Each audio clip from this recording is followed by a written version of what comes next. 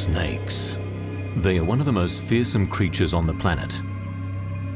And Asia is the hotspot where you are most likely to get bitten.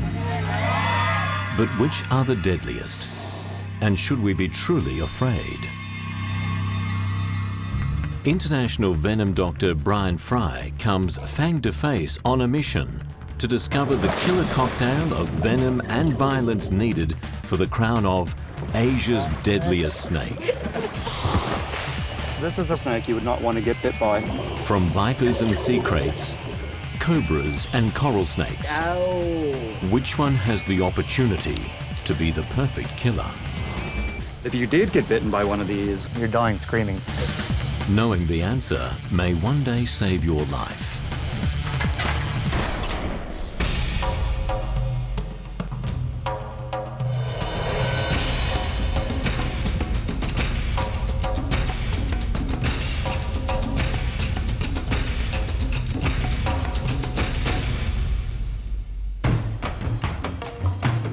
Brian Fry is one of the world's leading venom experts. Where most of us would flee, he deliberately seeks out danger. What a little beauty. He studies scorpions, jellyfish, and dragons. But his passion is one of nature's most lethal reptiles, snakes.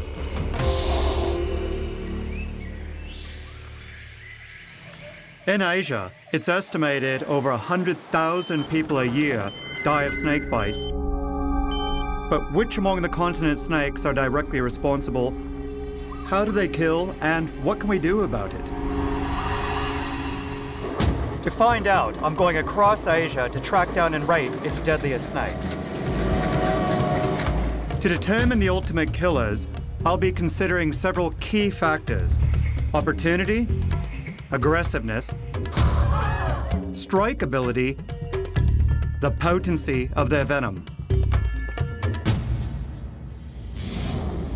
My first candidate is the reticulated python. It's the longest and one of the world's most powerful snakes. It kills mainly by suffocating prey in a death grip. This enables it to take on animals larger than themselves, possibly even humans. So does the python's size and power really make it the ultimate killer? Does it have the opportunity? Reticulated pythons can be found throughout Southeast Asia. Some of the largest are reportedly found in Indonesia. I've traveled to the island of Bali in the heart of the country, where I find pythons living amongst human population.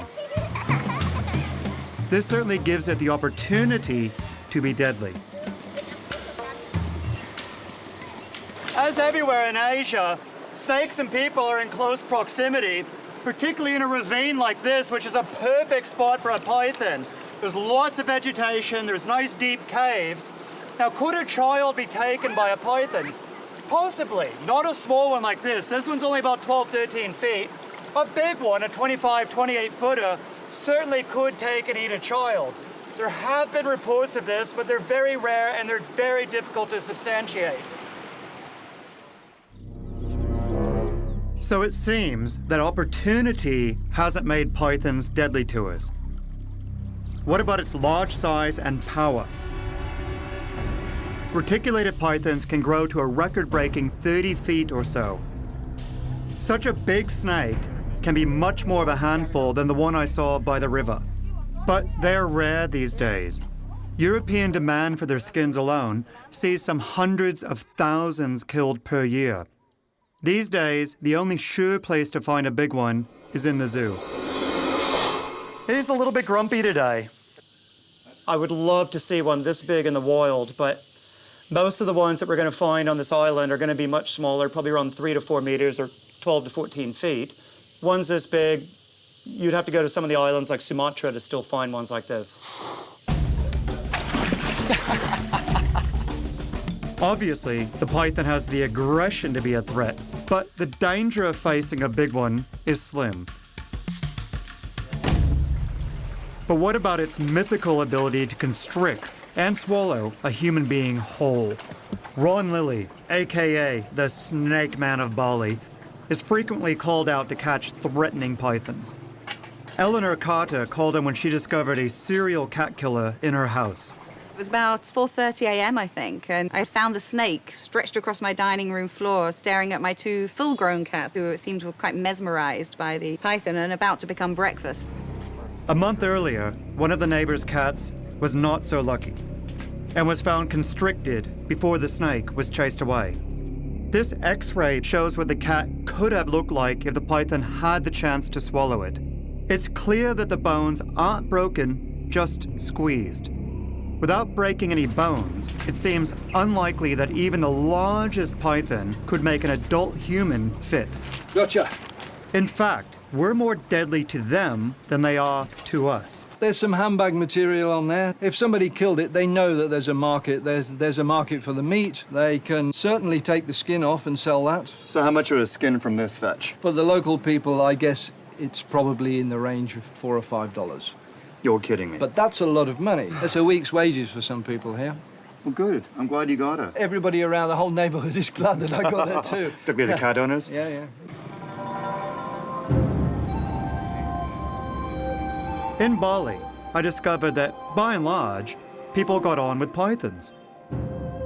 There's even a meeting of snake enthusiasts every Sunday where the public is invited to get to know the snakes. Some pythons are even placid enough to be held by children. It's fascinating that each individual has a different temperament, just like us. All in all, pythons are really only at the beginning of our deadly scale. That's because, although they have the size, crushing ability, and opportunity, they rarely attack people. And they lack a key chemical weapon that some snakes have perfected: venom. Asia is a hotspot for venomous snakes, and the strength and delivery of their venom is a key factor in determining the region's deadliest. What makes a snake venom so deadly is a unique cocktail of toxins found in it. There are three main kinds of components. Hemotoxins cause blood clots and unstoppable bleeding. You could bleed to death or even have heart failure. Cytotoxins destroy flesh, which is why some people have amputations after being bitten. Neurotoxins attack the nervous system. Like nerve agents in chemical warfare, they stop breathing through lethal paralysis. Snakes combine these different types of toxins in deadly combinations, aimed to incapacitate a victim long enough so they can be eaten. Although there are quite a few venomous snakes, not all of them are deadly to us. Why? The answer can be found in the Western Ghats of India.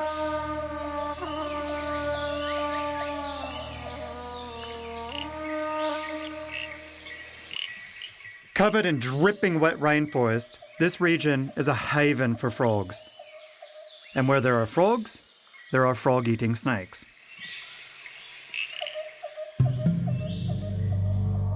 The Malabar pit viper possesses potent venom, but how deadly is it to humans? In order to find out, we need to see them feed, and they only hunt at night. Immobilizing is good enough, particularly for something like a frog. It's not a dangerous prey animal, so in the case of these vipers, the frog is quickly incapacitated. What this demonstrates is that a snake's venom is prey-specific. For the Malabar pit viper, the type and small amount of venom it delivers is deadly to frogs, but not to humans. At worst, its bite will give you painful swelling or a bruise. So for the rest of my search for Asia's deadliest snake, I'm looking for candidates whose venom is toxic enough and delivered in large enough amounts to kill a human being. Like a murder detective, I'll also look out for other deadly clues. like a suspect's aggressiveness, opportunity, and the means to strike in one deadly blow.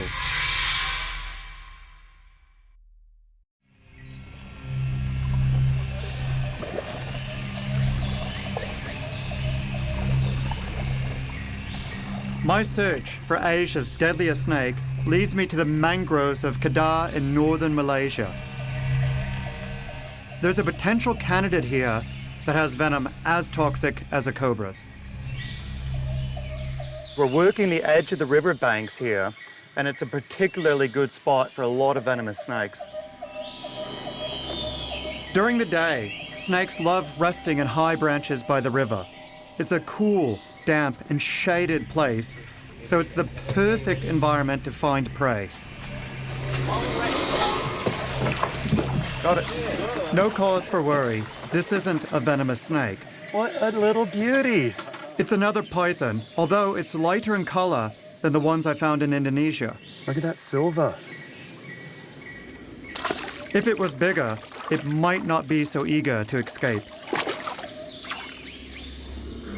The snake I'm really looking for is proving rather elusive. Just when I was about to give up my current location, I hit pay dirt. Oh, it's a big one!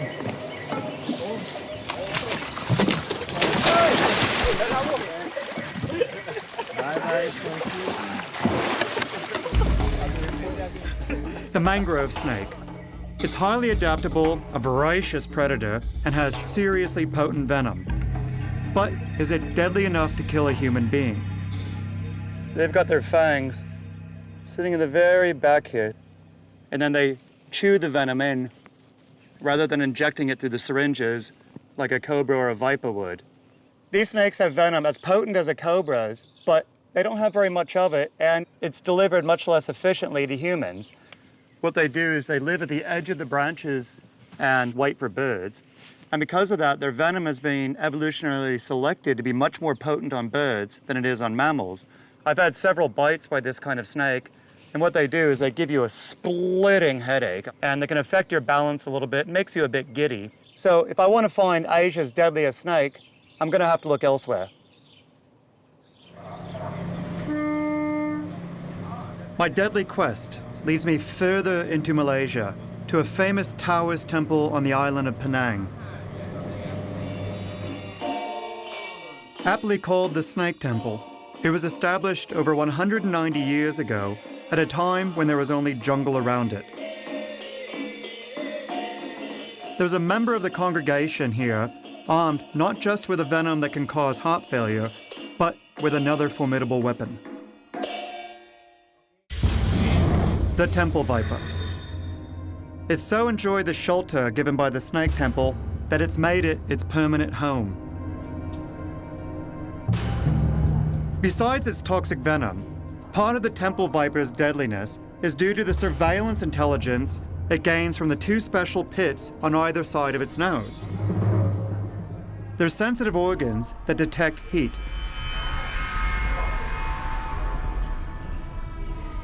Many vipers have pit organs that give them an amazing heat sense.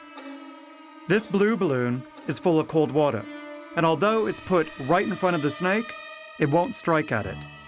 This red balloon is full of warm water. Like a soccer replay, we can only see it properly when slowed down 20 times in this special camera.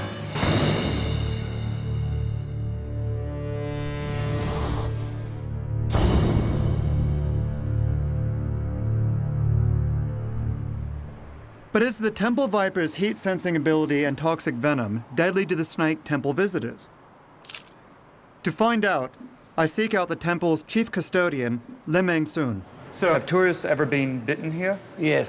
Previously, there was no sign because twice as tourists got bitten by the snake when it touched. Okay. That's why we put up the sign. And what happened to them? They went to the hospital. Okay. And they were okay? Yeah, okay. Did they lose their finger? No. You might not die, but you'd be in so much pain you'd wish you would die just to end it. Just kill me. So even with its deadly abilities, it seems that the Temple Viper may not be a man killer. The only way to be absolutely certain is to see it feed.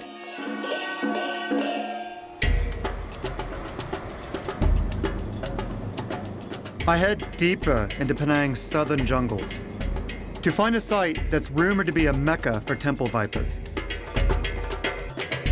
This is a World War II bunker system set into the middle of the Malaysian jungle, and it's remarkable habitat for deadly snakes because you have pristine environment over here, but then you've got lots of artificial structure that provides cool areas for the snakes to hide in. This bunker complex was built by the British for Malaysia's defense in the late 1930s. Somewhere in this maze should be rooms that are just to the liking of the temple vipers. The perfect place to find it feeding. Oh, how cool is this? There's 9 snakes just in this one room, and they're not trapped, there's openings. Here's a really nice female temple viper. During the day, they'll just be sitting on the branches, just quite content. So you might say that the temple viper preys at night. And it's in these conditions that the viper's special heat sense excels. Without lights, these roosting birds would be invisible. But with its temperature-sensitive pits, the temple viper can see them just as clearly as our thermal camera. Flighty birds require patient stalking, but the temple viper also feeds on mice.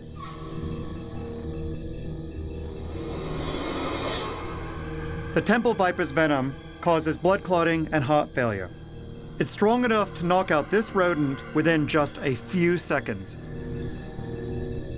Hot-blooded mammal and cold-blooded killer are seen clearly contrasted. How cool is that? He's using those very long fangs to just walk along the mouse, swallowing it head first. She's trying to figure out what I am because I'm a huge heat signature to her. I just want to stay nice and calm so she doesn't think that I'm a predator.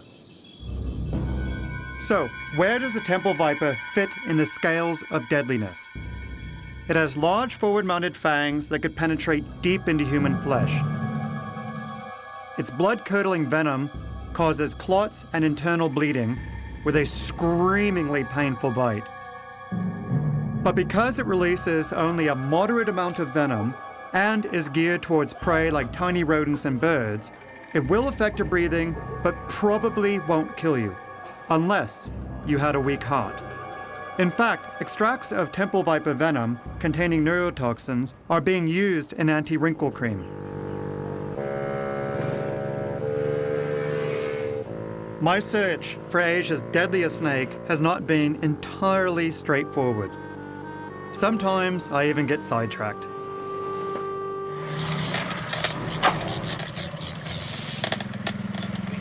While in Penang, I'm called out with a team of electricians who occasionally have snake trouble. Oh, there's a nice golden tree snake, or I should say was a nice golden tree snake. Oh, wow. So what would have happened when that snake touched that electricity? That will trip the system, especially this is short-circuited. Could it cause an explosion from the snakes?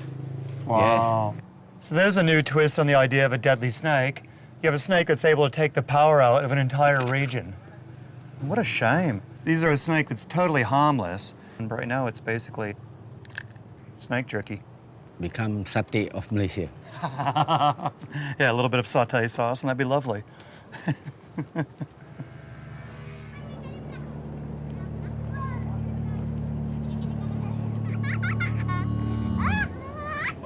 Some of Asia's deadliest snakes are found not on land, but at sea. I'm continuing my journey to southern Indonesia to find a particularly beautiful but highly venomous species.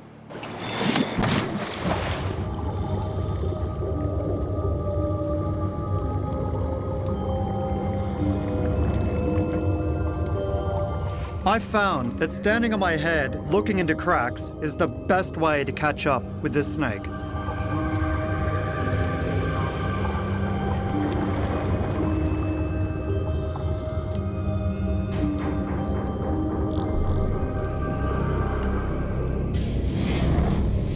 This is a banded sea crate.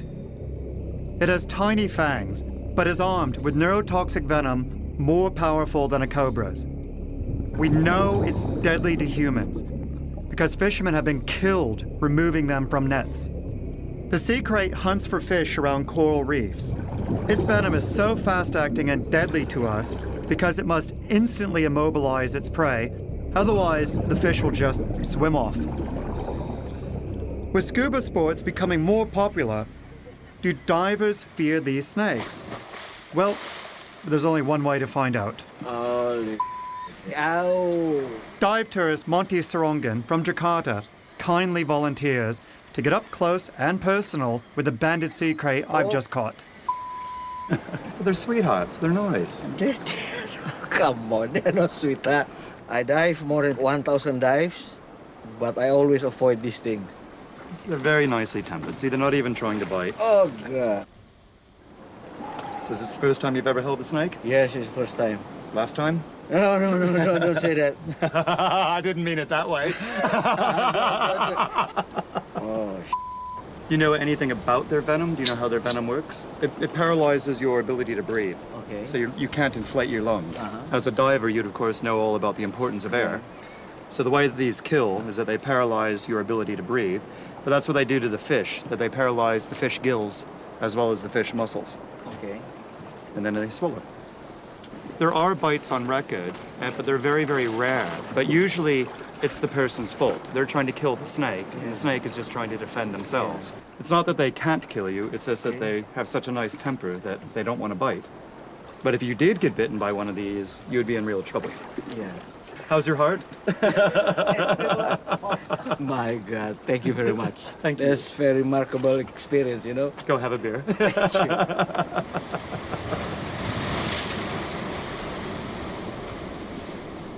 The banded sea crate has another deadly trick up its sleeve. It can come back onto land. In fact, it has to in order to breed. This puts it in direct contact with people, giving it the opportunity to kill. But oddly, deaths are rare on this beach in Bali. In fact, banded sea crates here are not feared, but worshipped.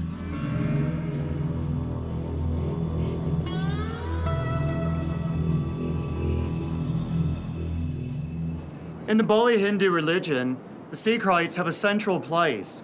One of the kings has a sea kite as a belt. And it's of no coincidence that you find them in places like this. This is a perfect place for a sea kite.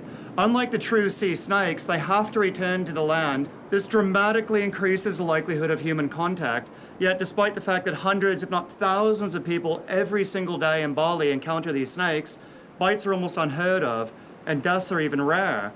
That's because they have such a sweet, gentle personality. And it's a good illustration how the concept of deadliness has to include the relative personality of the animal itself.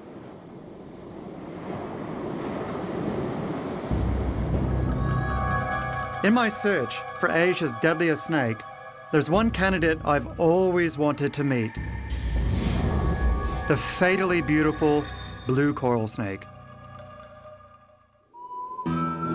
It's been a dream of mine for over 10 years to find and milk the venom of a blue coral snake in the wild. They reportedly have the longest venom glands of any snake, with the potential to deliver lethal quantities of toxin. On reputation alone, the snake's near the top of my list, but I've got to be sure. They live in leaf litter and under mossy bark. And occasionally sightings are reported when gardeners clean up the mess from fallen trees in places such as golf courses. I never realized how good golf buggies were for finding deadly snakes. They're ideal for my equipment and my clubs. The number 6 snake hook and the number 9 tongs. You can see so much from the open cart, and with my snaking caddy Ewan, I set out for what should be a good round. False alarm over the water obstacle. It was only a monitor lizard. And then we thought we saw something glisten in the grass. The method of capture we use is fast and designed to be the least stressful for the snake. Oh, yeah. Oh, that is a stunner.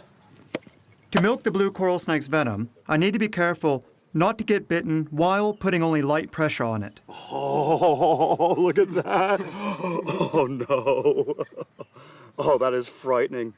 That is so much more venom than I expected. I suspect it's going to be stupidly toxic. I have a feeling this is going to be one of the most toxic venoms I've ever studied. The main danger of this snake is that in addition to having lots of venom, we know it's really toxic because people have died from it, and there's no antivenom. There is absolutely no treatment for this snake. Oh, this is so a snake you would not want to get bit by.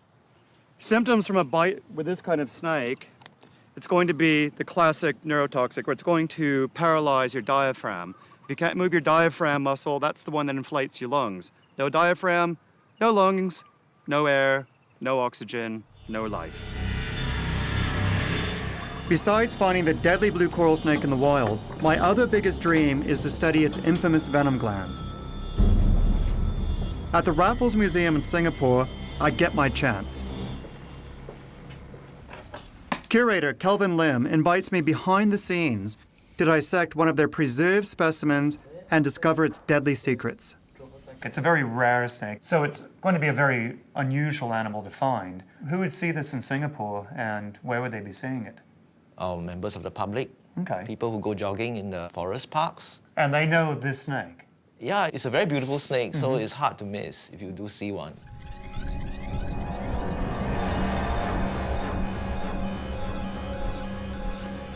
So what we've got is just behind the eye, we've got the normal venom gland, but it's very, very small and there's not much muscle attached, so it's not really being used for anything.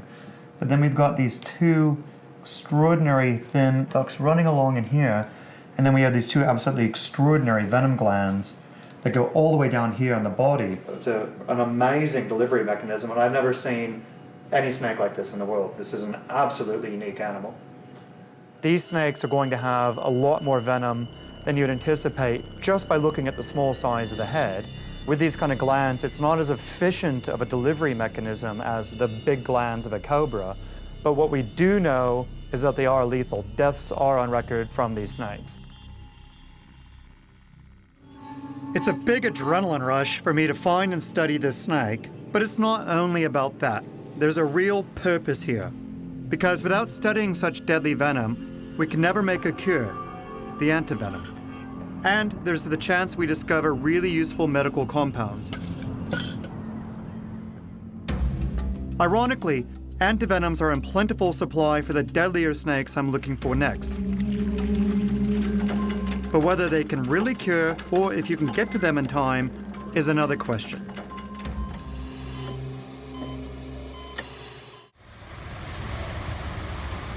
Some of the snakes we've seen so far, they have some of the combination of arsenal versus opportunity, but not quite there. The ones we're going after now, they have it all, and that's what makes them Asia's most deadly. Shaiful Abdul Aziz family has a tradition of working with and breeding snakes. He tours all over Malaysia with a carefully planned show. He does it to make a living, but also because he wants people to understand snakes better. Today's star is the king cobra, the biggest venomous snake in the world. Delivering record amounts of venom, it can cause death in just 15 minutes. In the wild, it usually hides from people, despite the fact it is near the top of my deadly list. The highlight of Shaiful's show is a deceptively simple but highly dangerous kiss to the head of the cobra. Several performers have been killed attempting to do this same trick, as a bite to the head is almost always fatal. It's recently been discovered that there are several distinct types of king cobra across Asia. I want to study the differences in their venom, and Shaiful gave me the opportunity to get some from this awesome Malaysian species. The lethal dose for a king cobra is probably somewhere between 30 and 50 milligrams on the human. In one milking here, we got about 15 to 18 times the amount that it would take to kill one person. Because we've learned that there are several distinct species of king cobra, it's possible that a study of the venom from each species will produce new insights into why venom varies, and possibly into new compounds useful to medicine. Sadly, these magnificent snakes are under threat in all areas of Asia. But in the southwest of India, at the Agumbi Rainforest Reserve, the king cobras are still king. My guide Gowrie took me there to see the work being carried out at the reserve's research station. It hopes to help the king cobras and humans live side by side. The researchers have put minute radio tracking tags into 2 adult king cobras in order to learn how they roam within the rainforest. The devices weigh a mere 25 grams, which does not hinder a nearly 10-foot-long snake. This is why we came to the Agumbi Rainforest. It's for beautiful creatures like this. I don't know who's more entranced, me with her or her with me. We're not taking our eyes off each other, and she's following my every movement. See, look how reactive she is. King cobras are extraordinarily common in this area, more so than pretty much anywhere else I've been, to the point of where they're getting snake call-outs here about once every day and a half, 2 days, which is extraordinary. Part of it is the cultural aspect where they respect the animals here. In fact, they even worship them. And how could you not? Look at this creature. And sure enough, a call came through later that day on the King Cobra hotline to remove a snake that had been bothering a dog in someone's garden.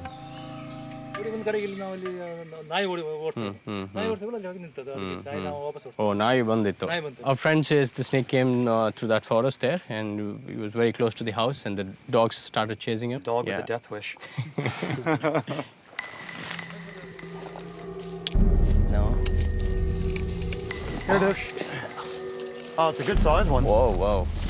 I'll get Yeah, yeah. Get the bagger, get the bagger. Whoa, that's huge. Can I put it? Yeah, that's good. That's easy. Even though a bite from a fully grown cobra like this could kill you within minutes, the locals have a calm respect for the snake. But it's important to get your bagging technique spot on. He needs coffee, I don't. Let's go. The next day, another king cobra call-out. This one is not quite as feisty and gives us a better chance to get close. Okay. Yes. Yes. Come. It's a beautiful female. Hello, sweetie. She is just a beauty. So king cobra's venom is primarily neurotoxic, and they inject huge amounts of venom. So what they do is they feed on other snakes. That's their specialty. And they don't want to have anything to do with people.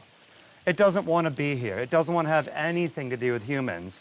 And that goes to another major element of our definition of what is deadly, is the opportunity. These snakes don't want the opportunity to bite a person. They just want the opportunity to be left alone.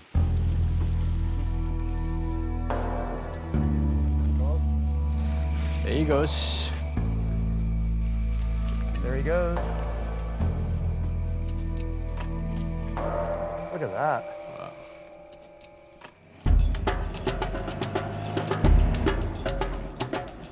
Asia has lots of snakes, but it also has lots of people.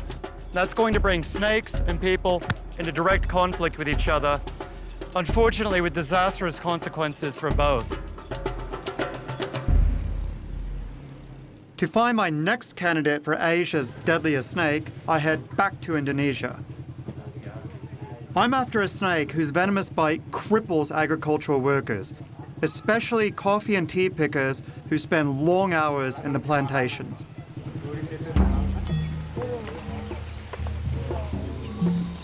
The green tree viper. A bite from it on the finger can lead to amputation. With its venom and clear opportunity, could this snake be the deadliest of the lot? Not quite, but very close. These are actually one of the most medically hazardous snakes in all of Asia. They're not likely to kill you. They might make you wish you're going to die, but the problem is that they're economic death. Imagine you're a coffee worker and your entire livelihood is driven by your hands. Your hands swell up like a surgical glove for 2 months during peak harvest season. You're not going to be able to work, and you're probably going to lose your job. That's the major problem with these snakes. So it shows that deadliness is more than just the ability to kill. It's very easy for people to be bitten by these snakes because you can't see it. They've got a counter shading where they're dark green on the top, but then bright lime green underneath. Now imagine a leaf with the sunlight coming down. A leaf's going to be dark on the top and bright colored on the bottom. They fit in just perfect. And they're just sitting there waiting. So someone won't see when they reach in. They're just going to think it's another branch, reach in and grab a coffee bean, bang. Often people are going to be bitten when they're at this kind of height. So in addition to hand bites, you could have a very dangerous bite to the face or the throat because it's able to enter the bloodstream much faster in a more concentrated wave of venom, as well as something like swelling up the throat and the person can't breathe. The mortality is low with these animals, but the morbidity, the injury, is very, very high. Collectively, the green tree vipers account for more snake bites than any other kind of snake in all of Asia. Unfortunately for the Malaysian plantation workers, the green tree viper is not the deadliest viper that calls their workplace home. One of the areas where people and snakes really come in contact is in palm oil plantations like this. And the snake involved is the Malayan pit viper. And now we're getting really serious. The Malayan pit viper. It has extremely potent venom that causes internal bleeding. This snake also has two other key factors that make it Asia's fourth deadliest snake: opportunity and a really nasty attitude. In northern Malaysia, it's responsible for hundreds of snake bites annually, some leading to death. The way that Malayan pit vipers get their prey is that they sit right at the edge of game trails and then just wait. They're the venomous equivalent of a landmine. They just sit there waiting, bang! And then just explode up. Like other pit vipers, it has this ability to see your heat, just like this camera.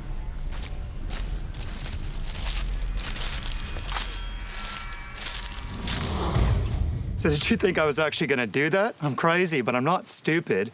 We're just using an empty boot, which is very light, so it's not hurting the snake, but allows us to demonstrate what would actually happen to one of the workers here at the palm plantation. When a Malayan pit viper bites a person, initially it's just numb. They feel nothing. But then the pain slowly creeps in and becomes absolutely agonizing while the flesh is destroyed. Hasma Binte Ibrahim was bitten by a Malaysian pit viper as she picked spinach in her garden. She was bitten on the finger but survived. Very painful. I feel like numbness.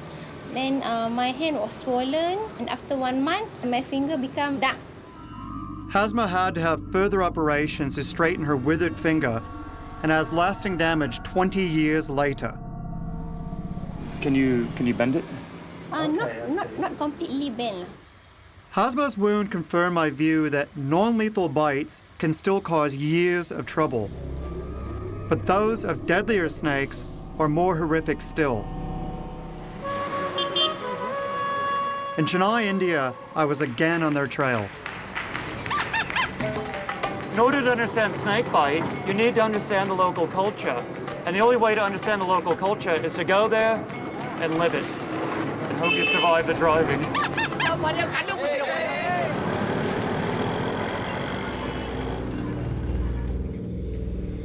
Many people in India use mats to sleep on the floor, potentially putting them in the path of our third most potent killer. The common krait is extremely venomous. It's been said 1 bite is enough to kill 24 men. It is often found around human habitation and feeds at night on rats and other rodent-eating snakes. Many incidents happen when the krait crawls under people's sleeping mats, biting them when they turn over. What's truly frightening is that the bite isn't painful, and death is almost certain without treatment.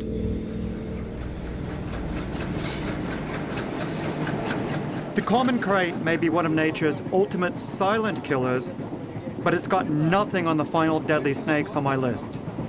Here we are in the heart of India, on the trail of our last 2 snakes. These two snakes are by far the most awesome yet the most deadly of all the snakes we've seen.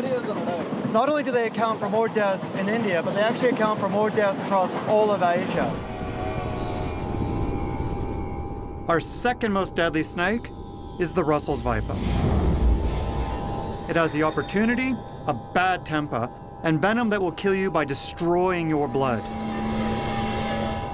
Its bite is so quick, you'd have very little time to react to it. It's known to kill thousands of people every year in India, and even if you survive it, it causes devastating wounds. Sharada Sina knows the consequences only too well. My friend and snake expert, Gauri, helps me understand what a profound effect the viper's bite has had on her life. When she got bitten, the pain was very, very deep, and it's like a burning sensation. She was really scared, and she thought she's going to lose her life. She was worried about the family, who will look after them, and what happens if she dies, After getting bitten, Sharada needed 30 ampules of antivenom and was bleeding profusely. A classic symptom of Russell's viper bite. Although her wound did not go gangrenous, it still hasn't healed properly after 4 months. If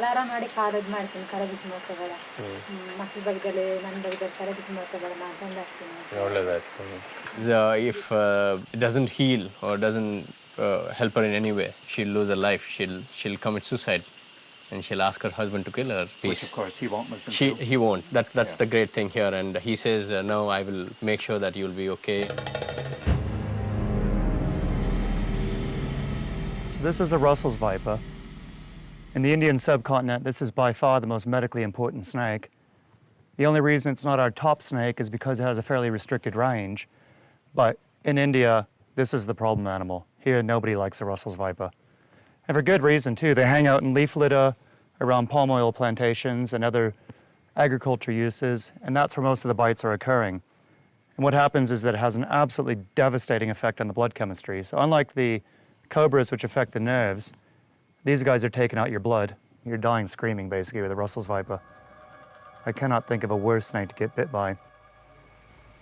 In India, one group of people is very much on the front line when it comes to bites by venomous snakes, like the Russell's viper. They are the self-appointed teams of snake rescuers who remove snakes from people's homes. I catch up with the Tamil Nadu group and was shocked to see some of their working practices captured on their amateur video. Here in Asua, one of the team grabs the notorious Russell's viper with his bare hands. Again, with this cobra. Working with your bare hands is a sure way to get bit. I decided to take part in their training with professional herpetologist Jerry Martin, who's been working with snakes in India all his life. Unfortunately, with cities growing everywhere, there's a lot of snakes coming into houses. And this niche of the snake rescuer has been filled in most small towns and cities all over the country. But the protocols that they follow, the equipment that they use, and quite often the mindsets that they possess are just not safe. But whenever you have an audience and you're catching a snake that 1.3 billion people are scared of, you feel really great. It's this machismo that basically goes to your head. Hello, darling. The safe way to handle a snake is at arm's length, using special tools to hold the snake gently but firmly. A black bag gives the snake a place to hide. Hold and hook. Perfect. But the fabric must be in good condition. Even so, a snake can easily get its fangs through the bag. No, not your hand. Tongs. Yeah, perfect. Unfortunately for one of the team, the advice had come too late. The snake's bite produced just 2 small pinpricks of blood. Less than 30 minutes later, the snake handler was paralyzed and fighting for his life. A victim of Asia's deadliest snake.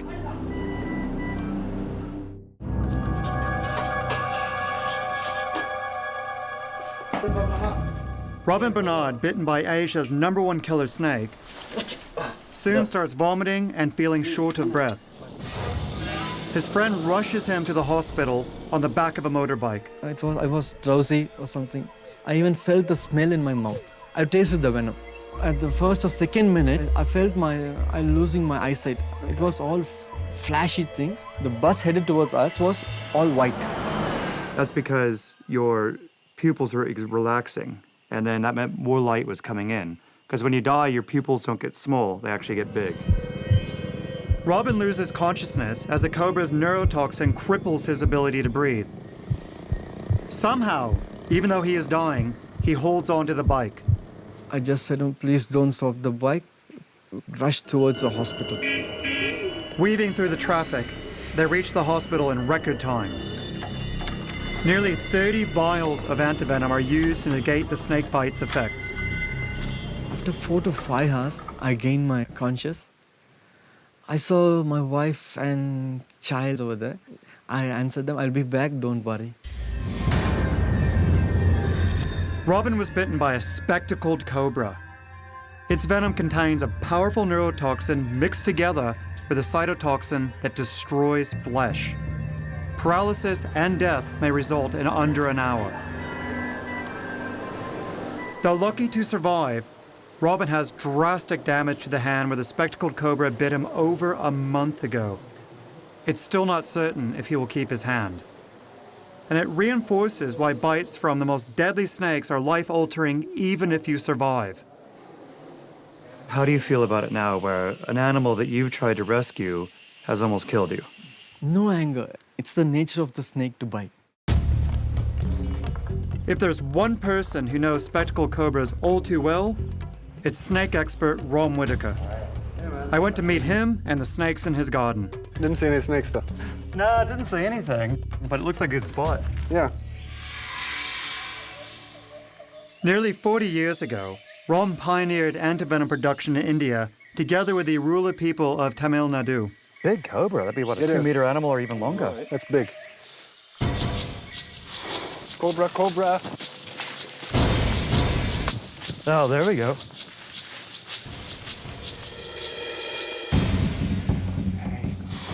And they're just so tuned into movement. The snake is not taking its eyes off me. Just following everything I do. Having seen Robin's hand, I need no reminder of what a spectacled cobra can do. But it's obvious this snake is wary of me too. The whole point of the cobra's hood is warning. So on the back of it, there's these false eye spots that make it look like it literally has eyes in the back of its head. While on the front of it, there's also false eye spots that make it look like it's a very, very large head. So they're trying to make themselves look big and intimidating. So the cobras really have it all. They have big fangs, big venom yields, very, very potent venom, and also the opportunity. They're extremely common around people's houses because of all the rodents. If you leave a lot of refuge around, you're going to have a cobra problem. So taking all the variables into account, the cobra, is the deadliest snake in Asia. Every year across Asia, snakes from the cobra genus killed tens of thousands of people. And yet, perhaps with simple awareness, many of these bites would never happen. People would just carry a flashlight at night. It's ridiculous to say, oh, they should wear footwear. In India, it's not going to happen. Yeah. These are people who work in a wet rice field. Give me a break. Who wears footwear? Just keep piles of bricks and piles of tiles and stuff away from your place. That's going to attract snakes. Though it's the deadliest snake in Asia, in India, the spectacled cobra is a religious icon and protected by law.